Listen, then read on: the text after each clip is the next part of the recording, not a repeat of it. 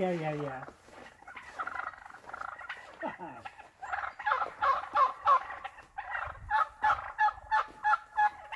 I'll stand closer so you can hear me, so I don't have competition. Okay, so I'm going to do a close-up, and it's strung backwards, as you can see. I wound up, there was something about these fields in here. I had them dyed red, and then I had the red on the major design, and it just looked kind of bare, so I wound up doing, and this is a technique that I do, just lines in fields, and that really makes it look striking. Okay, why do I have it strung backwards? Well, I worked it down to weight where I wanted it, and I had to repeat the heat treating process. I had heat treated it earlier, but in the tillering and sanding, I wound up removing that thin outer hardened layer. So it's, if you look at it this, you can see I actually do it to the pouring of scorching. I actually scorch it, and then I know it's hot enough.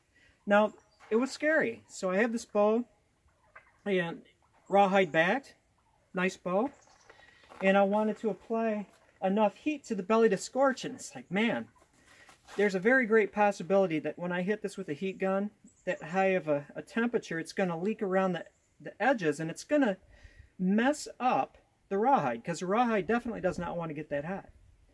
And so I settled on, I could have done using a piece of tin instead of cardboard with foil, because I was constantly kind of, if you have delicate sensibilities, when the cardboard started burning, you know, spitting on it, because that's what I had.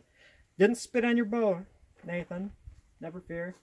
And so this was enough of a shield that I could hit it with a heat gun, just keeping it like this, and I'd feel with my hands underneath it. It didn't really get bizarrely hot, aggressively hot, to hurt the rawhide. So a shield does work. I actually should make a permanent one out of tin, and maybe have like wood bonded to it, or tacked to it, or stapled to it somewhat, to be an insulator, because the tin would get super hot, and I don't necessarily want to have like something, it sounds kind of dumb, that hot against the wood of the bow. But I'd rather have control of it, and this thing actually worked well enough. Didn't hurt the rawhide, and so this video, aside from showing you my turkey friends out here and a few itinerant deer wandering around, I need to fill that bird feeder again, feed everything, was successful. So I have added, I feel, to the knowledge base of the world by saying that you can make a guard, screen, no, a thing with a slot in it to guard against ruining the back of the bow, the rawhide. And so that works.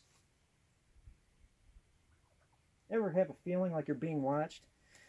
You might think it's weird making primitive bows, make arrows.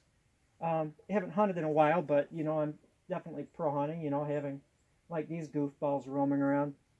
Being a hunter doesn't mean you hate animals. Absolutely does not. I was talking to Keith. Hi, Keith. I'm sure you're watching this, because the alarm went off on your telephone. We were having a big discussion on it, and it's like, you know, it's not about the killing. Everything dies eventually. You know, I hate to say it.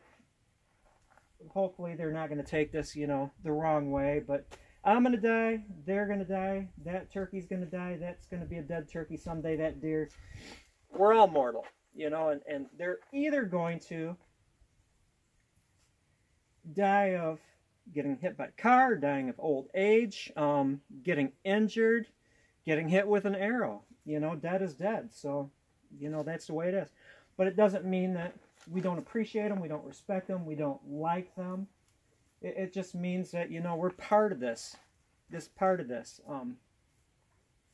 Wolves, foxes, various forms of cat, weasels, water shrews. Those of us on the predatory side, and then there's those of us, they're predators in a way. They kill little things all. You know, the game side. You know, it is what it is. Now, as far as the deer, you know, I would like to say that if you visited me, you could walk up to that deer and throw her an apple, but chances are not, because they have visual acuity, they have the olfactory senses greater than a bloodhound, fabulous hearing, sense of awareness. They actually know individual people, and so that's what it is. If you visit here during the season, you'll probably see them, but you're not going to have them come up to you. They're too clever for that.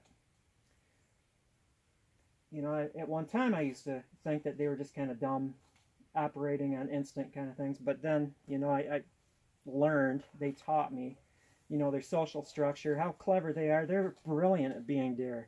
They don't have to do calculus. They don't need to program your VCR. They do not need to drive a car. It's not in their scheme. But what they do, they're brilliant at it. They are very smart animals. These guys, and lady turkeys, they're pretty smart too.